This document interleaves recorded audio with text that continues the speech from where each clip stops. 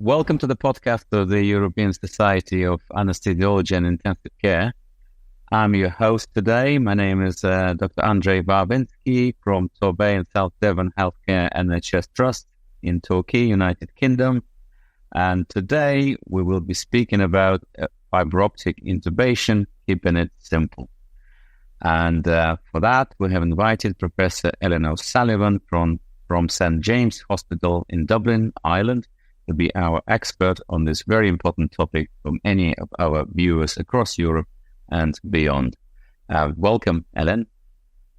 I'm delighted to be here, Andrey. Thank you very much. I have prepared quite a few questions for you today, so we can discuss them. And I'm sure the listeners would really very much like to hear your personal view on this very important topic. So my first question is, in your very long career in our specialty in anesthesiology, what was the type of surgical list where you would normally perform the most of your fiberoptic intubations? I suppose I've always had interest in airway management, so I have gravitated towards head and neck ENT lists, and when I worked in Liverpool, I was in the Aintree University Teaching Hospital where we had a major head and neck unit and maxillofacial unit. And similarly, now I'm in Dublin in Ireland. I'm in the largest head and neck centre in the country. We also do have a regional maxillofacial centre which does a lot of head and neck and trauma, and we also have a burns unit. So I suppose I'm very lucky in that I do have the opportunity to do to manage a lot of difficult airways, and as a result have had a lot of experience in awake tracheal intubation. Very similar to lots of us, including myself. I also do regular maxillofacial lists, and we share this list with a colleague who does lots of ENT. So we sometimes crisscross specialties to actually keep the interest going. Okay, and what were the main indications for awake fiberoptic intubations in your practice? I mean, I'll give a statement that we put in our guidelines from 2019 saying that awake tracheal intubation must always be considered in the presence of predictors of difficult airway management, okay? So that's a very broad statement, but I mean, it was always be considered. And in 2022, I don't know if you know, we redid the ESAIC guidelines, actually. And I was lucky enough to be the first non-American one of the first non-American groups on those guidelines. And they have a very, very nice, therefore anticipated and unanticipated, unlike the DAS guidelines. But they have a lovely, the best thing about them, I think, is their decision tree, which is part one of their guidelines. And that decision tree kind of almost says the same thing, but that you have to think about if it's a difficult, anticipated difficult airway, do you suspect difficulty with mass ventilation? Do you suspect difficulty with supraglottic placement?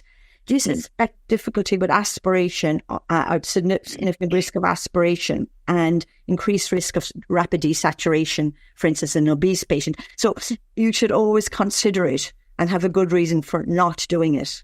Yeah. And I think this is so important because if you go back to NAP4, and that looked at major problems related to airway management, there were 18 cases in NAP4 which came to harm. So they either died or had morbidity or needed front and neck. And those cases, when they look back, because that's what they did in NAP4, they looked at all these cases in detail, they should have had an awake fiberoptic intubation. So I think we don't do it enough. And we also know from audits of this that we don't do enough awake fiberoptic intubation. I totally agree. Yeah, I totally agree. I think in NAP4, it showed that people, in some of those cases, people actually thought of doing that, but never implemented. And it's partly because they didn't have enough experience with it, so it was a big deal for them to do. So I always say, if you have an intention to do it, just do it, because you're not actually losing anything. You're not cutting any roads. You're not stopping anything by doing it. Patients are still awake, they're breathing, so that's fine. So when you talk to the patient about the possible awake fiberoptic intubation, when you consent them, what do you actually tell them?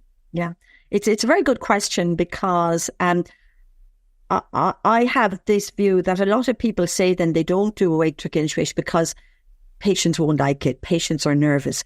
And my trainee might come along and say, I don't think this patient will have. And I say, it's about the consent, isn't it?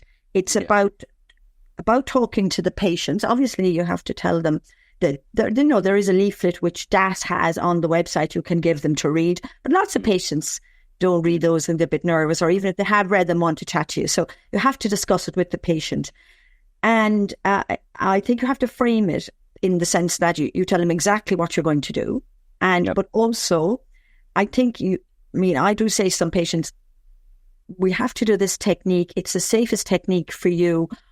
I do a lot of them. They are nervous. You have to give them the confidence that you have done them and that you're competent in doing them and that they're safe and that, you'll be monitoring them and so forth. But I think this business, if they're nervous, you have to reassure them and not give them false reassurance, but tell them what the bits that are a bit uncomfortable. And we also have now actually just recently done a video in our department. There are videos available that you can watch. And remember, everybody has iPhones now with them, pre-op. So you can give them the video that's available from DAS if you haven't done one. But in our department, we've done one now bespoke to our hospital, our theatre. So they see exactly how we do them. So that can help. We've just literally done that recently. But I really think it's important that we reassure the patients because, when I do these, patients are very, very nervous about being awake. Yeah, they are. And I ask them, have they had a gastroscopy? And they say, oh, yes. And did you have sedation for that? Yes. A little bit of discomfort in the mouth. And I say, it's the same thing, but you don't see a gastroenterologist saying you have an option, you can do your wake or sleep. I don't give the option to the patient if I've decided they need an awake intubation. And I do obviously say if we may have to put you to sleep for this procedure, for this surgery. Yeah, how do you do it, Andrey? Well, interestingly, you mentioned the video. We have recorded this video a while ago, about in 2004. It's now available on the YouTube. And in the short version of like 7 minutes, and then the long version for the specialist with all the indications and everything. It's a bit outdated, but it's still the main principle is still the same. So sometimes I let them actually watch that video on my YouTube channel. It's not available, but I tell them that the main thing we're doing that, so you continue breathing. And I say the alternative to that, we're either doing that or because your airway is so difficult, I'll have to do a front of the neck access. Would you rather have that or I'll do this way? It may be a bit uncomfortable when I spray, you may cough and things like that, but it's what I'm trying to avoid, not actually going through your neck. And suddenly the understanding and the attention is suddenly there. They're like, oh, yeah. Please do that, doctor. That sounds a lot better suddenly, So you get to give them the alternative why you're doing that, trying to avoid slashes their neck open, things like that. Okay, let's move on to the technique itself. Well, I have been asked this question so many times by various colleagues and trainees. Do you use antithylagogue premedication routinely in your practice to dry secretions? Is it worth it? And if so, what should be the optimal timing for such premedication? I never use antithylagogue, so no. I don't think it's necessary. I think it's uncomfortable for the patient, and it does give a nervous patient even more of a tachycardia. Yeah. So answer is no. And I would say, all the years I've been doing this, and maybe the very beginning there was consultants who used to use it. I think the move has been away from you routinely using it. You have to give it a bit in advance as well, obviously, but you can't just give it and expect it to work when you're in the operating theatre. You have to give it at least half an hour to 40 minutes in advance. So answer is no. Yeah, I totally agree. I mean, we used to give it IM or give it IV, and then you have to wait, and then it doesn't work, and then it works an hour later when the whole thing is over. So it's absolutely pointless actually doing that. And you're right, it all causes tachycardia and undue distress. So do you start a bit of sedation before you start anesthetizing the airway or not? How do you It's a kind of a simultaneous process because, again, I think I don't like this myth that the surgeon it'll delay the surgery and the surgeon goes, oh my God, you're doing an awake. We actually have it down. You can do it very quickly. It does not delay actually the start of the procedure for us because we do a fair few of them, but also because the setup is there. We have a checklist, okay? And there's a checklist is done in advance before a patient comes anywhere near the operating theatre. Okay, so we go through it, what we need and what the assistant needs, and we do the ergonomic setup of where the screen would be and everything. So once the patient comes into theatre, I start the IV in, and then I start the sedation, which we can talk about in a minute. Yep. But I also then start the topicalization. So it's all simultaneous, but I don't delay to wait for the sedation to work. I start the topicalization. I at this usually have the patient sitting up at this point, and I'm eye contact and just telling them everything I'm doing. So it's kind of simultaneously. Yeah, it is. I usually prefer, because lots of people just start doing topicalization and then start sedation. And I think topicalization itself is uncomfortable. Mm-hmm. So I actually start running sedation just before I start, spraying into the airway, because that makes the whole thing a little bit more comfortable for them. Okay. So just before we go to sedation, let's just touch upon oxygen, because how do you administer oxygen during the procedure?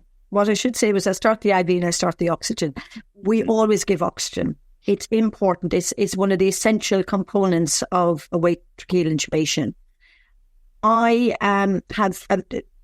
We use a lot of high flow nasal oxygen. The study came out from Imran Ahmed's group in 2015, not long after Anil Patel's paper, on looking at using high flow in a very difficult cohort of head and neck type cases that he does.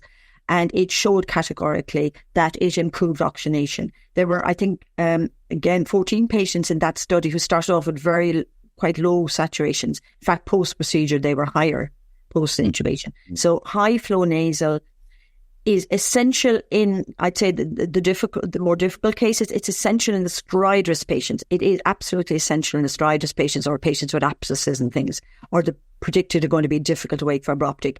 Now, when I'm doing fractured mandibles, with awake tracheal intubation, or maybe the less severe abscesses, I may not, just because of cost and it may be being used. But we always use oxygen though. So nasal oxygen, we just put nasal cannula or high flow, definitely one or the other. We used to kind of use oxygen in a kind of a sponge nostril at one point, but we've stopped doing that because, as I say, even with the nasal oxygen, you can go down along the side and keep it on while you're doing it. Some people put a bit of tape on the other prong, but I think with the nice nasal prongs we've now, you don't need to take it off. So definitely oxygen. Give oxygen, but high flow, and particularly if you're teaching as well, I must admit, if I have a fairly junior registrar, because we have to teach them in our SHO registrars, because they see these patients on call, the abscess and things they have to do, the wake fiberoptics. So we do teach quite junior people. We always put high flow on then, just to buy us a bit more time when they're taking maybe a little bit longer to intubate. Absolutely. It's a game changer, isn't it, oxygen? We used to use the oxygen catheter with a sponge. We called it NODI, nasal oxygenation during induction. But the problem there is dry oxygen. You cannot give more than 5 liters per minute on the awake patient, and then 15 when they're asleep. As with the humidified and warm air, it can go to 70%, and your apneic window obviously goes longer and longer and longer. You're a bit more relaxed. They don't desaturate. You can take your time. It's a lot more comfortable. And also, sorry, go for it. Yeah, I just want to add the stridorous patient though, because I did, before high flow, you worried about those patients so much and you gave them the noddy. But since high flow, the first thing you asked about, the first thing I do even before I put an IV in is we put them on high flow. When I'm getting a call at night to say, come in, there's a stridor in the A&E, they're bringing him up to theatre, I say, put on the high flow. And it reduces, it's the one group you can put it on to like 70 litres. It reduces the work of breathing. They seem to tolerate it, and it relaxes them. So it is a different patient almost when you've given them the high flow, because I think they're getting some oxygen in. So if you learn one thing from this webinar is give high flow to those patients and then proceed, but make sure they're comfortable with the high flow. Yeah. I've introduced our high flow oxygen in our hospital maybe 8 years ago. We have now 3 units. We got them everywhere, and it's just been such a game changer and they're getting less and less expensive for different companies producing them. So every unit should have it, in my opinion. So let's talk about the anesthetize in the airway in preparation for awake fiberoptic intubation. What do you start with, and what's your recipe for topicalization? Again, everybody has different recipes, but over the years, mine has evolved and it kind of gets simpler, essentially. But for topicalization, I tend to use a sprays as I go technique. So I start, most of mine are nasal. If you have a choice of oral nasal, I would say always go nasal. It splints your scope. It's an easier technique, an easier approach to the airway. So I would do mostly nasal, but there's obviously times where you have to do an oral one. So I start with the nose. I use cophenylcaine spray to the nostril, having at pre-op assessed which nostril seems to be the best. Or you can even do it with your scope before you start. But I usually have a good idea which one I'll use. And I tend to just prepare one nostril because I want to kind of give maximum spray to that nostril. At this point, before I started, I've written down the weight of the patient and I've worked out that there's a maximum dose of local anaesthetic I can give, just 9 milligrams per kilogram, which is a study that came from bronchoscopy list, but it's the only work out there. So 9 milligrams per kilogram lean body mass. Then I spray the anterior nostril. It's a bit stingy, the cophenylcaine, but again, I've explained this to the patient, and as you say, there's a bit of sedation on board, but it's not too bad. They kind of get used to it. Then I gradually move to the back of the nares, and I'm generous. I am generous with that. I give 6 to 8. In most adults, you can be generous with that, and it just trickle to the back of the air, which I say to the patient, you get a little bit of taste in the back of your tank. But they kind of cough it a little bit. In addition, I always have, you talked about anticelluloids. If people have secretions or if they are a bit striders, the first thing I do also is just clear the back of the airway. And I have a suction, large anchor sucker at the edge there, give them a tissue. I say just cough, because that'll make them kind of spit it out a bit. And if they have a lot of secretions because they have difficult airway, the pathology there, I have in the past put a little bit of saline in and just cleared that with suction. We've some patients with a bit of bleeding into the airway. So remember, you can't dry the secretions, but you can get rid of them. You can get them to cough them out. At this point, they're coughing. So I do the nose first, and then I do the airway by I use the mucosal atomizer device. Yep. Which is widely available. But look, there was times when we couldn't get that. So otherwise, just the spray, the 10% on the spray, that works well too. So because atomizer spray is lovely because it's got a little memory. Yes. You've seen them. They've got a kind of memory. They go right to the back of the tonsil and to the kind of glottic area. And in fact, you can go right back to the glottis with that. Yeah. Again, I use 10% with that spray. And so I with the MAD device and the mucosal atomizer device, I use 4% and draw it up into the syringe. Mm-hmm. And with the metered spray, with the nozzle, I use about 10 sprays. I'm generous and using about 8 of the cophenylcaine, which also has that stuff, phenylephrine and in it. Yeah. Yeah, with the cophenylcaine, it's mainly about phenylephrine, isn't it? Because you want to basically constrict there. You don't want to cause the bleeding, because that part in the nose where people tend to kind of like, oh, this is the not such important part, I want to go there first, and they cause bleeding. And then if the bleeding occurs, then, it's a lot more difficult. You're right about the nostril, because, there was a study showing that in 70% people, apparently the right nostril is larger than the left nostril. So by default, I go to the right nostril. And then the sniffing test, I never believed in that. When, if you really want to find out, you need to have a look first with the scope to find out which one is larger. You kind of preempted my question about the MAD, which is great because of the memorization device, which I think is the best device ever, not just for fiber optic, but also for the awake video laryngoscopic intubation. It's a great device. It's got a memory, like you said, it's fantastic. So let's talk about sedation. What do you use for sedation? Is it one agent, 2 agents, combination, or how do you approach that? Just a plug here for our guidelines, because I think they're very good because they're simple. They're the only guidelines I think working for awake trachea intubation. But I was mentioning there was a good group of us in the guideline, and we said, what do we all do? So I was always in favour of kind of one agent, but everybody else had maybe two. Some people were doing 3 and 4 agents, with a bit of midaz, a bit of propofol, a bit of remi, a bit of dexmedetomidine. So I think actually what we say in the guideline is keep it to a minimal. 1 is best, but if you want to add a little bit extra, just be careful. 1 is best because sedation we say it's a small s. It's not essential. And I have done lots of cases where sedation is not essential for successful awake-to-keel intubation. And most of the problems that occurred in those patients that we saw in NAP4 were over sedation.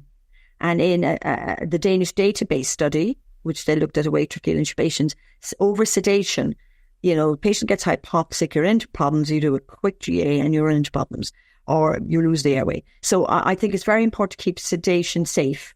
So remifentanil as an anaesthetist, I'm very familiar with using. A lot of us are using Tiva now. So I use Remi at 2 to 4 nanograms per mil. So a TCI.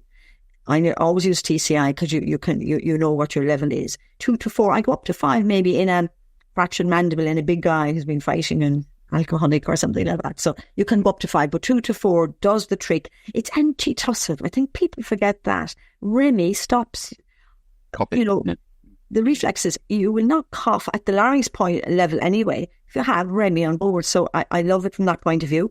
And patients seem to, they probably don't get the amnesia, but they come back and back. In my practice, we have a lot of repeat candidates for this, back for further surgeries, and they never seem to mind going back and having another awake-to-keel intubation.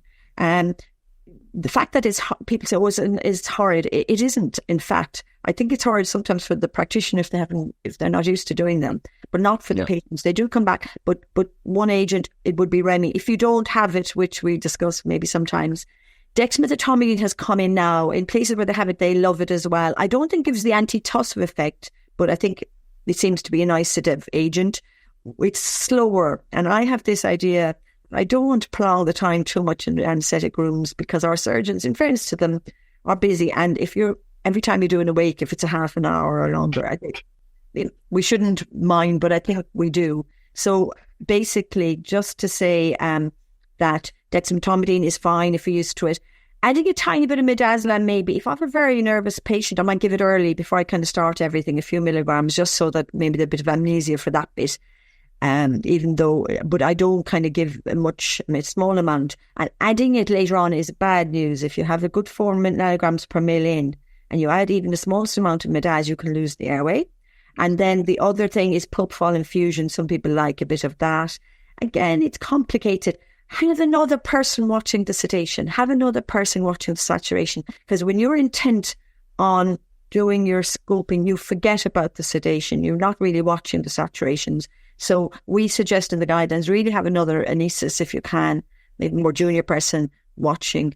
There's always people want to learn. So I call another trainee into the room and say, you watch sedation and learn much what we're doing. So, absolutely. We made it like a little policy in our department that if you're doing awake fiberoptic intubation, there should be an anaesthetist providing anesthesia because you will be the proceduralist. You'll be concentrating on procedure.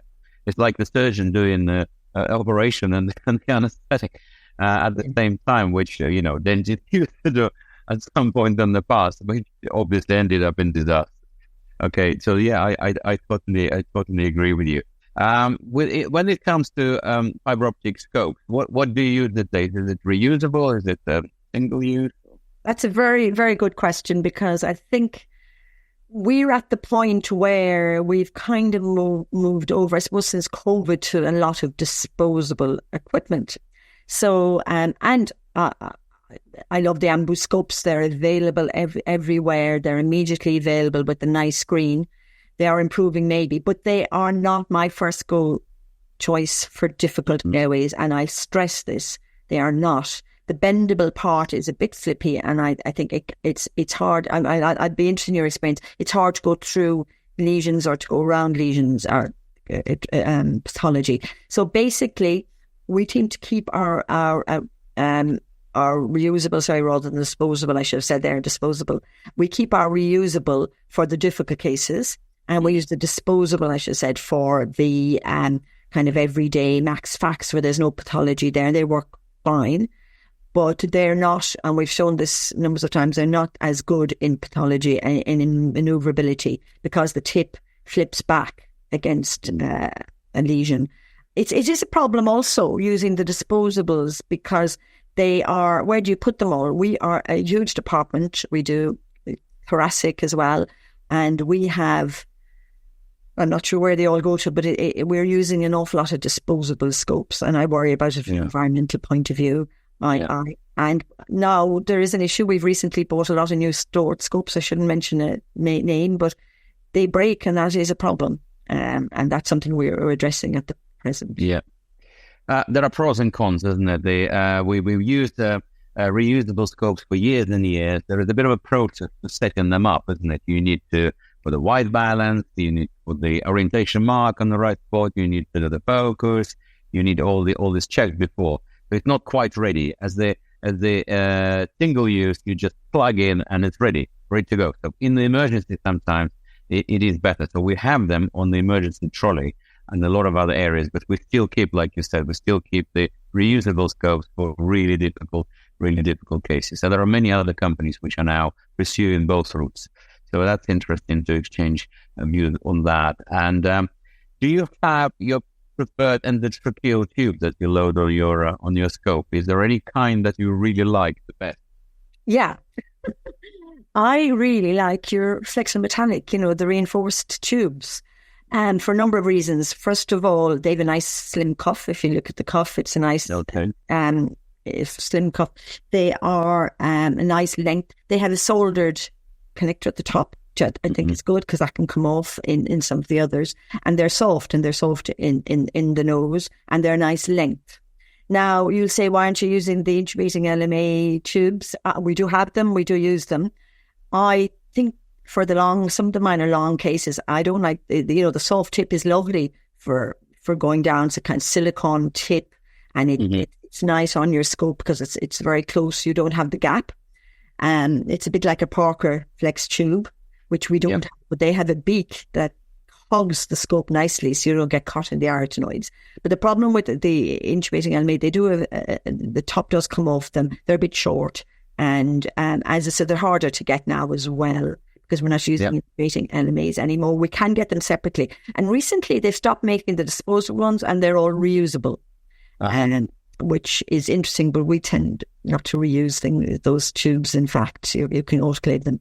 So what I would say is really that's our first go. When we're doing the max facs, they tend to like the nasal blue line tubes. They're quite nice, but I wouldn't put one on without cutting it. They're too long on the scope and can affect your maneuveral ability. So we cut them just beyond the curve at that point. But then be careful there on the forwards. You have to kind of pad them. We put a little bit of a nice soft sponge on them then.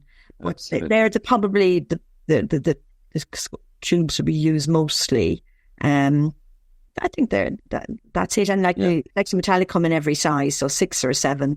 Yeah. And they're the tubes we use. Fantastic. And what do you vary the size of the tube between men and women, or you? 6 mainly. A very big guy, we might use a 7. But the bigger, the better. In fact, with the striders patients, I still use 6. You tend to be able to get 6 in most of those patients.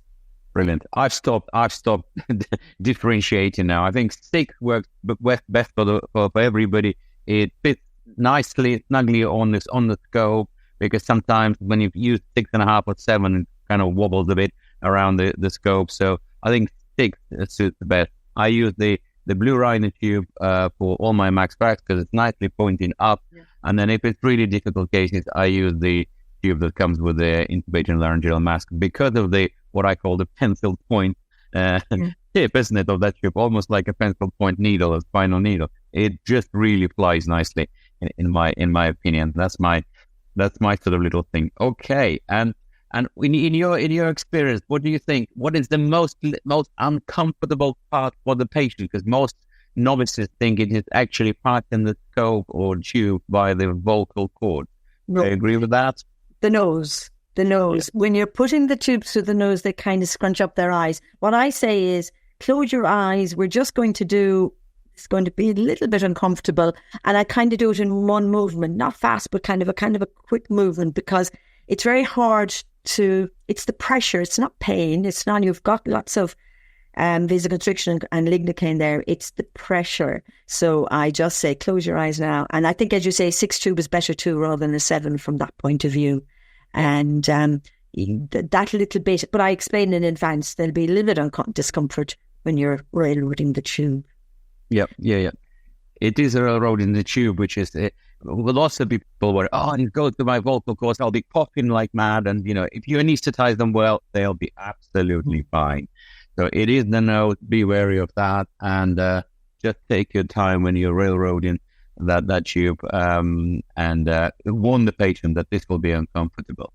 Have you ever decided to abandon the wake fiberoptic intubation and chosen the alternative way to secure the airway?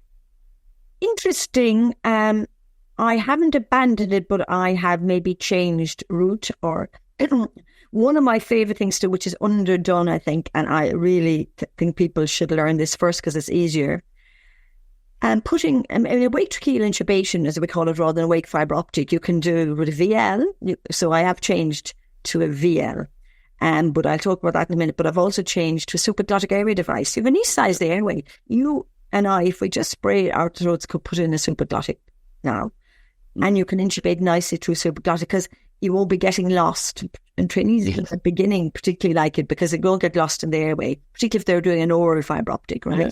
So put it in, you can put your entry catheter over it and go down. And it's a skill they need anyway for their unanticipated difficult airway, to put it in through it. So I would change I've changed to a different technique. And now that we've these nice VLs, we've got McGraths, they're very nice. You can use those. But I would stress that you need a little bit more analgesia in the airway to do it. And I don't think this has been said enough, to do an awake VL. Yep. So it's easier. It's easier because we're used to VLs, but actually there's more traction in the airway and it's more uncomfortable for the patient than in a wake fiberoptic. So absolutely. So we would do, but then I would do, which I didn't talk about when I was talking about local, I forgot to say, I do use a transtracheal approach in the kind of max fax patients, particularly the big max fax guys, particularly if you want to do a wake VL. 4 mils of 4% into your trachea with a little cannula works so well. Yeah. Yes. And probably as time goes on, I'm using it a little bit more actually, because the analgesia is just perfect. Because I do spray as you go with an epidural catheter as well, which I never mentioned earlier. Okay. Just for, actually not for the larynx, because Remy really stops the laryngeal reflex when you're the coughing. But when you go past the larynx, that's when, if you go too far down towards the carina, you can cause a bit of coughing. So that's where I put the local with my epidural. Absolutely. I teach that I spray on 3 points, on epiglottis, on vocal cords, and definitely on carina, because if you inadvertently put the scope or the tube a little bit too far down and you touch the carina, they will cough like mad. And there were cases among some colleagues where they coughed the tube out after it's been put in. So wrapping it all up, what would be your tip for the successful fiberoptic intubation? My tip for successful is good preparation. Have your checklist. Cooperative patient, because you have discussed it with them. You don't just wheel them into theatre. Discuss it with them. Get the cooperation of the patient. That will help. And then topicalization is so essential. Oxygenation, and then your procedure, which you can practice, you can train on. So there really are 4 elements. Sedation is not the most important thing. Topicalization is, oxygenation is, and then, nice procedure. So you've trained on the ORSIM or you've trained on a mannequin. Just get used to using the scope and try. When I started, there weren't that many people to teach you, although I had the wonderful Peter Charters in Liverpool when I started. But you must just do it on the easier patients. I'm not saying you're using the patients, but there are indications. If lots of patients are anticipated difficult areas, but you must do it on those patients and start asleep through your LMA. Start asleep. Just take the scope out and practice and do it on your patients. And that's interesting because there's an ethics guideline coming out from the Difficult Airway Society, and is it ethical to do that? But I think it is. You're not causing the patient any harm, and you're just putting the scope down to put your tube in, and it won't cause any more patients. Yeah. So practice. Yeah. I quite often, put an LMA in, they put the scope through the LMA. It's so much easier. It just leads you straight to the larynx, and you think, okay, in the anticipated airway scenario, I can do that with an entry catheter, which they all have to learn, and I've done it on the real difficult case. Yeah. And then thank you very much for being with us here today. And I really myself enjoyed the discussion and exchanging the views. And thank you for all the listeners to listening to this episode. Just a reminder to you all that ESAIC releases monthly podcasts on the ESAIC website and various streaming platforms. And we hope you will join us. We will join us for the next video podcast. Thank you very much, Helen.